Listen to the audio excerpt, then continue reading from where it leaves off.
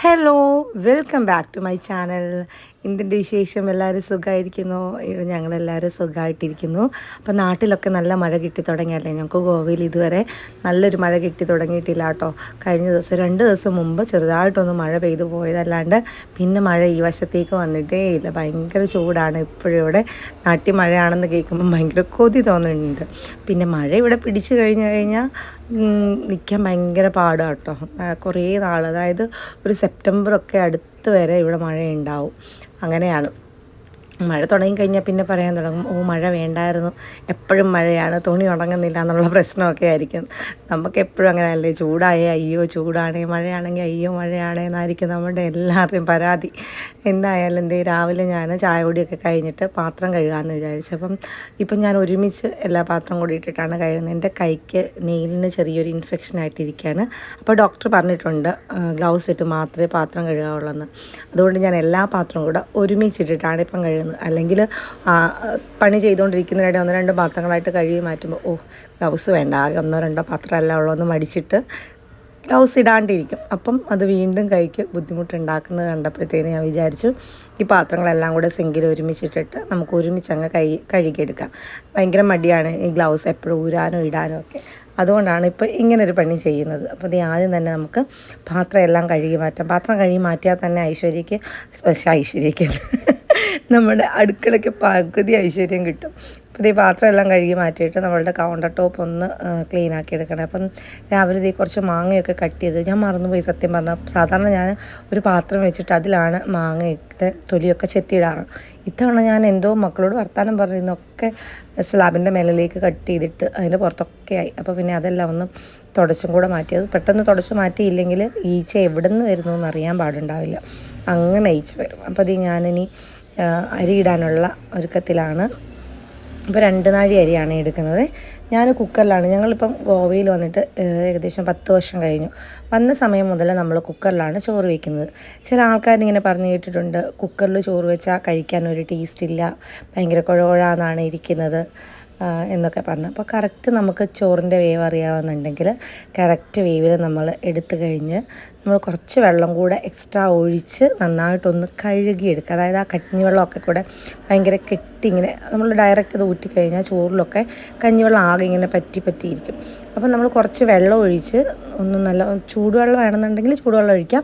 നല്ല പച്ചവെള്ളമാണ് നിങ്ങൾക്ക് കുഴപ്പമില്ല, ആ ചോറ് അധികം തണുത്താലും കുഴപ്പമില്ലാത്ത ആൾക്കാരാണെന്നുണ്ടെങ്കിൽ പച്ചവെള്ളം ഒഴിച്ച് നന്നായിട്ടൊന്ന് കഴുകി കളഞ്ഞിട്ട് ഊറ്റിയെടുക്കാമെങ്കിൽ നല്ല അടിപൊളിയായിട്ട് നമ്മളുടെ ചോറ് കിട്ടും കേട്ടോ. അപ്പോൾ ഇന്ന് ഞാൻ കറിക്ക് വേണ്ടിയിട്ട് ചക്കക്കുരു, മാങ്ങയും മുരിങ്ങയ്ക്കയും കൂടിയിട്ട് ഒരു ചാറ് കറിയും, അതുപോലെ ചുവന്ന ചീര ഉണ്ടായിരുന്നു. അപ്പോൾ അതൊരു തോരനും കൂടെ വെക്കാമെന്നാണ് വിചാരിച്ചിരുന്നത്. ഈ ചക്കക്കുരു നമ്മൾ ഇവിടെ ഒരു ചക്ക 100 രൂപ കൊടുത്ത് ഒരു പഴച്ചക്ക മേടിച്ചു കേട്ടോ. അതിൻ്റെ കുരു ഞാൻ എടുത്ത് വെച്ചിട്ടുണ്ടായിരുന്നു. അപ്പോൾ അത് കുറച്ചെടുത്ത് ഞാൻ ആദ്യം ഉപ്പേരി വെച്ചിട്ടുണ്ടായി. അതിൻ്റെ ബാക്കിയുള്ളത് ഇന്ന് ചാറുകറി വെക്കാമെന്ന് വിചാരിച്ച് ചേട്ടനെ കൊണ്ട് കുറച്ച് മാങ്ങയും മുരിങ്ങയ്ക്കയൊക്കെ മേടിപ്പിച്ചിട്ടുണ്ട്. എനിക്ക് ഭയങ്കര ഇഷ്ടമാണ് കേട്ടോ ചക്കക്കുരു മാങ്ങയും മുരിങ്ങയ്ക്കയും കൂടെ വെച്ചിട്ട് കറി വയ്ക്കുന്നത്. ചേട്ടന് പിന്നെ ചക്കക്കുരു എങ്ങനെ കൊടുത്താലും ഭയങ്കര ഇഷ്ടമാണ്. ചാറുകറി ആയിട്ടോ ഉപ്പേരി ആയിട്ടോ മെഴുക്കുവരട്ടി ആയിട്ടോ തോരനായിട്ടോ എങ്ങനെ കൊടുത്താലും ആൾ ഭയങ്കര ഹാപ്പിയാണ്.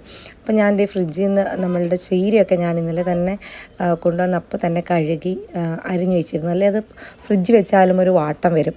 അപ്പോൾ അരിഞ്ഞ് വെച്ചൊരു ഡബ്ബയ്ക്കകത്താക്കി വയ്ക്കുകയാണെങ്കിൽ നല്ല ഫ്രഷായിട്ട് തന്നെ നമ്മളുടെ ചീര ഇരുന്നോളും. അപ്പോൾ കുക്കറിൽ ഞാൻ നമ്മളുടെ ചക്കക്കുരു വേവിക്കാനായിട്ട് വെച്ചിട്ടുണ്ടായിരുന്നു. അതുപോലെ തന്നെ ചട്ടിയിൽ മുരിങ്ങയ്ക്ക നുറുക്കി വേവിക്കാനായിട്ട് വെച്ചു. രണ്ടിനകത്തും കുറേശ്ശെ ഉപ്പും കൂടി ഇട്ട് കൊടുത്തിട്ടുണ്ട്. പിന്നെ ഒരു മാങ്ങ നുറുക്കി വെള്ളത്തിലിട്ട് വെച്ചിട്ടുണ്ട്. ഭയങ്കര പുളിപ്പ മാങ്ങയായിരുന്നു. അപ്പോൾ അതിൻ്റെ പുളി പോകാൻ വേണ്ടിയിട്ട് അത് നുറുക്കി വെള്ളത്തിലും കൂടി ഇട്ട് വെച്ചിട്ടുണ്ട്. പിന്നെ തേങ്ങ ചിരകാൻ മടിയായതുകൊണ്ട് ഞാൻ തേങ്ങ ചിരകുന്ന പണിയേ ഇല്ല.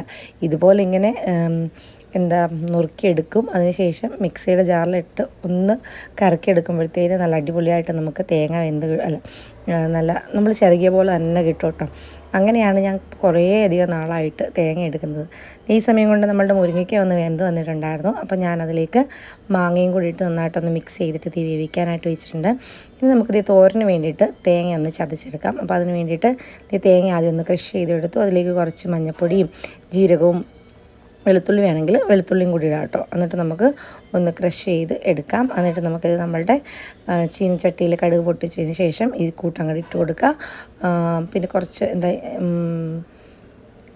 സവോളയും വെളുത്തുള്ളിയും, പിന്നെ ഞാൻ വെളുത്തുള്ളി തേങ്ങയ്ക്കകത്ത് അരയ്ക്കല്ല കേട്ടോ ചെയ്തേ, വഴറ്റാണ് ചെയ്തത്. വെളുത്തുള്ളിയും പച്ചമുളകും കറിവേപ്പിലയും ഒക്കെ കൂടി ഒന്ന് കടുക് കൂട്ടി വന്നപ്പോൾ ഒന്ന് വഴറ്റിയെടുത്ത് അതിന് ശേഷം നമ്മളുടെ തേങ്ങയുടെ കൂട്ട് ചേർത്ത് ഒന്ന് ഇളക്കിയതിന് ശേഷം നമ്മളുടെ ചീര ഇട്ട് കൊടുത്ത് ആവശ്യത്തിന് ഉപ്പും കൂടി ഇട്ട് കൊടുത്തിട്ട് ചെറു തീയിൽ മൂടി വെച്ചിട്ടാണ് നമ്മൾ ചീര വേവിച്ചെടുത്തത്. അതിന് ശേഷം തുറന്ന് വെച്ചിട്ട് വെള്ളമൊക്കെ നന്നായിട്ട് വറ്റിച്ച് ചിക്കിച്ചെടുക്കുകയാണ് ചെയ്യണത്. അപ്പം നല്ല കുറേയധികം ചീര ഉണ്ടായിരുന്നു, പക്ഷേ വെന്ത് വന്നപ്പോഴത്തേക്കും കുറച്ചേ ഉള്ളൂ. അങ്ങനെയാണല്ലോ ചീര, ഇപ്പോൾ കാണുമ്പോൾ കുറേ അധികം ഉണ്ടാകും, പക്ഷേ വെന്ത് വരുമ്പോൾ കുറച്ചേ ഉണ്ടാവുള്ളൂ. പക്ഷേ ഭയങ്കര ഗുണമുള്ള സാധനമാണ്. ആഴ്ചയിൽ ഒരിക്കലെങ്കിലും ഇലക്കറികൾ, ആഴ്ചയിൽ ഒരിക്കലും നല്ല 2-3 തവണയെങ്കിലും ഇലക്കറികൾ കിട്ടുമെങ്കിൽ നമ്മൾ കഴിക്കാനായിട്ട് ശ്രമിക്കണമല്ലോ. അപ്പോൾ അതേ ഇനി നമുക്ക് തേങ്ങ കറിക്ക് വേണ്ടിയിട്ടായിരിക്കാം. അപ്പോൾ അതിനായിട്ട് തേങ്ങയിലേക്ക് കുറച്ച് ജീരകവും കൊച്ചുള്ളിയും വെളുത്തുള്ളിയും പിന്നെ പച്ചമുളക് ഇടാനായിട്ട് ഞാൻ മറന്നു പോയിട്ടോ. അപ്പോൾ ഈ പച്ചമുളകും കൂടി ഇട്ടിട്ട് നന്നായിട്ട് അരച്ചെടുത്തിട്ടുണ്ട്. കുറച്ച് മഞ്ഞൾപ്പൊടിയും കൂടി ഇട്ടിട്ടുണ്ട്. ഇനി നമുക്ക് നമ്മളുടെ മുരിങ്ങയ്ക്കയും മാങ്ങയൊക്കെ വെന്ത് വന്നപ്പോഴേക്ക് കുക്കറിനകത്തൊന്ന് നമ്മളുടെ ചക്കക്കുരു ഇത് ചട്ടിയിലേക്ക് ഇട്ടിട്ടുണ്ട്. ഇനി നമുക്ക് അരച്ച് വെച്ചിരിക്കുന്ന അരപ്പും ആ മിക്സിയുടെ ജാറിൽ കുറച്ച് വെള്ളം കൂടെ ചേർത്ത് കൊടുത്തിട്ട് നന്നായിട്ടൊന്ന് മിക്സ് ചെയ്ത് തിള വരുന്നതിന് മുമ്പ് നന്നായിട്ടൊന്ന് ഇളക്കി ചൂടാക്കി എടുത്തിട്ട് മാറ്റി വെച്ച് നമുക്ക് കടുക് താളിച്ചെടുക്കാമേ.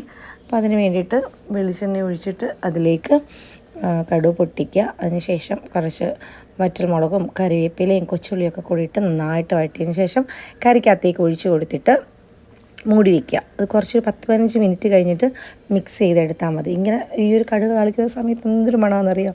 നിങ്ങൾക്ക് ആർക്കെങ്കിലും ഇഷ്ടമാണോ ഇതുപോലുള്ള മണം? എനിക്ക് ഭയങ്കര ഇഷ്ടമാണ് കടുക് താളിക്കുന്ന മണം.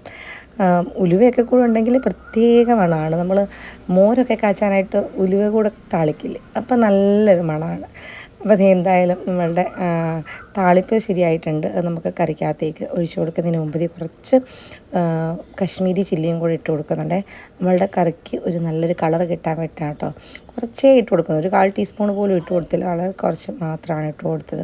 അപ്പോൾ കുക്കിങ്ങൊക്കെ അങ്ങനെ കഴിഞ്ഞിട്ടുണ്ട്. പിന്നെ ഞാൻ കുറച്ച് മുള്ളനും കൂടെ വറുത്തെടുത്തിട്ടുണ്ടായിരുന്നു കേട്ടോ. അതിൻ്റെ വീഡിയോ എൻ്റെ കയ്യിൽ മിസ്സായിപ്പോയി. അപ്പോൾ അതെല്ലാം കഴിഞ്ഞതിന് ശേഷം നമുക്ക് കൗണ്ടർ ടോപ്പും കൂടെ ഒന്ന് തുടച്ച് ക്ലീനാക്കി ഇടാം. നമ്മളുടെ പണി കഴിഞ്ഞാൽ അപ്പം തന്നെ കൗണ്ടർ ടോപ്പും കൂടെ തുടച്ച് പാത്രം കഴുകാനുള്ളതും കൂടെ കഴുകി കഴിഞ്ഞാൽ നമ്മളുടെ അടുക്കള കാണുമ്പോൾ പിന്നെ നമുക്ക് ഭയങ്കര സന്തോഷമാണ്. എനിക്കങ്ങനെയാണ് കേട്ടോ. സിങ്കിൽ പാത്രം കിടക്കുന്ന കണ്ടാൽ എന്തൊക്കെ പണി ചെയ്താലും നമ്മളുടെ പണി നീങ്ങില്ല, അങ്ങനെയാണ്. പിന്നെ ഈ വീഡിയോയിലൂടെ ഞാൻ നിങ്ങളുമായിട്ട് ഷെയർ ചെയ്യാൻ ഒരു സന്തോഷ കാര്യം കൂടെ, എനിക്ക് ഭയങ്കര ഹാപ്പിനെസ് ഉള്ളൊരു കാര്യം കൂടെയാണ് ഞാൻ ഷെയർ ചെയ്യുന്നത്. ഞാൻ യൂട്യൂബിൽ ഇപ്പോൾ വീഡിയോ ഇടാൻ തുടങ്ങിയിട്ട് 1.5 വർഷത്തിനടുത്തായിട്ടോ. പക്ഷേ നമ്മളുടെ യൂട്യൂബ് ഇതുവരെ നമുക്ക് മോണിറ്റൈസേഷൻ ഒന്നും ആയി കിട്ടിയിട്ടില്ല. വ്യൂസൊക്കെ വളരെ കുറവാണ്. ഞാൻ പിന്നെ കൺസിസ്റ്റൻ്റ് ആയിട്ട് ഇതിനകത്ത് വീഡിയോ ഇടുന്നതും കുറവാണ്. നമ്മളിവിടെ എന്തെങ്കിലുമൊക്കെ മുടക്ക് വരും. വീഡിയോ ഒക്കെ ഒരു രീതിയിൽ ഇങ്ങനെ ഇട്ട് വരുമ്പോഴേക്കും ആർക്കെങ്കിലും അസുഖം വരും, ഒന്നില്ല എനിക്ക് വരും, അല്ലെങ്കിൽ പിള്ളേർക്ക് വരും, അങ്ങനെ അത് മുടങ്ങിപ്പോകും. അതുകൊണ്ടാണ് തോന്നുന്നു നമുക്ക് വ്യൂസും കാര്യങ്ങളൊന്നും കയറുന്നില്ല. അപ്പോൾ ഞാൻ എന്തായാലും ഇത് യൂട്യൂബിൽ വീഡിയോ ഇടുന്നുണ്ടല്ലോ, എനിക്ക് പിന്നെ ഫേസ്ബുക്കിലൂടെ ഇടാമെന്ന് വിചാരിച്ചു. അപ്പോൾ ആദ്യമൊക്കെ എനിക്ക് ഭയങ്കര ചമ്മലായിരുന്നു ഫേസ്ബുക്കിൽ വീഡിയോ ഇടാനായിട്ട്. എന്താണെന്ന് വെച്ചാൽ യൂട്യൂബിലാകുമ്പോൾ നമുക്ക് അറിയാവുന്ന ആൾക്കാരൊക്കെ വളരെ കുറവായിരിക്കും. ഞാൻ ആരോടും പറഞ്ഞിട്ടൊന്നുമില്ല എനിക്ക് ചാനലുണ്ട്, സബ്സ്ക്രൈബ് ചെയ്യണമെന്നൊന്നും പറഞ്ഞിട്ടൊന്നുമില്ല. അപ്പോൾ ഫേസ്ബുക്കിലാകുമ്പം നമ്മളെ അറിയാവുന്ന കുറേ ആൾക്കാരാണ് നമുക്ക് ഫ്രണ്ട്സായിട്ടുള്ളത്. അപ്പോൾ ഇങ്ങനെ നോക്കിയപ്പം കുറേ അധികം ആൾക്കാർ ഫേസ്ബുക്കിൽ വീഡിയോസ് ഇപ്പോൾ ഇട്ട് വരുന്ന കാണുന്നു. കുറേയധികം ആൾക്കാരിങ്ങനെ വീഡിയോ ചെയ്യുന്നുണ്ട്. നമുക്ക് ഫേസ്ബുക്കിലൂടെ വരുമാനം ഉണ്ടാക്കുക എന്നുള്ളത് എനിക്കതിനെപ്പറ്റി ആദ്യമൊന്നും അറിവുണ്ടായിരുന്നില്ല. അങ്ങനെയാണ് ഞാൻ ഫേസ്ബുക്കിലിങ്ങനെ വീഡിയോ ഇട്ടാൽ ഇതിലൂടെ വരുമാനം കിട്ടും എന്നറിഞ്ഞു. അപ്പം ഞാൻ വിചാരിച്ചു, എന്തിനാണ് നമ്മൾ മറ്റുള്ളവർ നമ്മളെപ്പറ്റി എന്ത് ചിന്തിക്കുമെന്ന് വിചാരിച്ചിരിക്കുന്നത്. എന്തായാലും ഞാനൊരു വീട്ടമ്മയാണ്, എനിക്ക് മറ്റൊരു ജോലിയെപ്പറ്റി എനിക്കതിൻ്റെ സാഹചര്യം എനിക്കൊന്നും പറ്റുന്നല്ല. അതായത് ചേട്ടൻ ഇവിടെ വർക്കിംഗ് ആണ്, ഞങ്ങൾക്ക് 3 കുട്ടികളാണുള്ളത്. കുട്ടികളുടെ കാര്യം ഞാൻ തന്നെ നോക്കിയേ പറ്റുള്ളൂ. നമ്മൾ നാട്ടിലല്ല, ഗോവയിലാണ്. അപ്പോൾ നമുക്ക് മക്കളെ ഏൽപ്പിച്ചിട്ട് പോകാൻ വേറെ ആരുമില്ല. ആ ഒരു സാഹചര്യത്തിൽ എനിക്ക് വീട്ടിലിരുന്നേ പറ്റുള്ളൂ. ജോലിയെപ്പറ്റി എനിക്ക് ചിന്തിക്കാവുന്ന കാര്യമല്ല. അപ്പോൾ എന്നെക്കൊണ്ട് പറ്റാവുന്ന കാര്യം ഞാൻ ചെയ്തുകൊണ്ടിരിക്കുന്നത് കുക്കിങ്ങാണ്. അപ്പോൾ എന്തുകൊണ്ട് ആ വീഡിയോ എടുത്തുകൂടാ എന്നൊരു ചിന്തയിലാണ് ഞാൻ യൂട്യൂബിൽ തുടങ്ങിയത്. ഇതേ കാര്യം ഈ വീഡിയോ തന്നെ ഫേസ്ബുക്കിൽ എന്തുകൊണ്ട് ഇട്ടുകൂടാ എന്ന് ചിന്തിച്ചപ്പം ആദ്യം വിചാരിച്ചത് അയ്യോ ഫ്രണ്ട്സ് ഉണ്ട്, റിലേറ്റീവ്സ് ഉണ്ട്, എന്നെ അറിയാവുന്ന നാട്ടുകാരുണ്ട്, അവരൊക്കെ എന്ത് വിചാരിക്കും. പിന്നെ ഞാൻ ആലോചിച്ചു എന്ത് വിചാരിക്കാനാണ്, അവർക്കൊക്കെ അറിയാം ഞാൻ ജോലിക്ക് പോകുന്നില്ല, ഞാൻ വീട്ടിൽ കുക്കിങ്ങും കുട്ടികളുടെ കാര്യമൊക്കെ ആയിട്ടിരിക്കുകയാണ്. അപ്പോൾ എന്തുകൊണ്ട് ഞാൻ വീഡിയോ ഇട്ടാൽ എന്ത് വിചാരിക്കുമെന്ന്, ഞാൻ എന്തിനു വിചാരിക്കുന്നു എന്ന് വിചാരിച്ച് ആണ് ഞാൻ ഈ വീഡിയോ ഇട്ടത്. അപ്പോൾ ദേ ഇന്ന് എൻ്റെ ഫേസ്ബുക്ക് മോണിറ്റൈസേഷനായി. എനിക്കതിലൂടെ കുറച്ചാണെങ്കിലും കുറച്ച് വരുമാനം കിട്ടി. അപ്പോൾ അതിലൂടെ ദേ കുറച്ചധികം സാധനങ്ങൾ, ഈ കാണിക്കുന്ന സാധനങ്ങളൊക്കെ എനിക്ക് ഫസ്റ്റ് പേയ്മെൻറ്റ് കിട്ടിയതിലൂടെ മേടിച്ചാണ്. അപ്പോൾ ദേ ആ ഒരു സന്തോഷം ഈ വീഡിയോയിലൂടെ നിങ്ങളുമായിട്ട് പങ്കുവയ്ക്കുകയാണ്. അപ്പോൾ അടുത്ത വീഡിയോയിൽ ഞാൻ വരാം.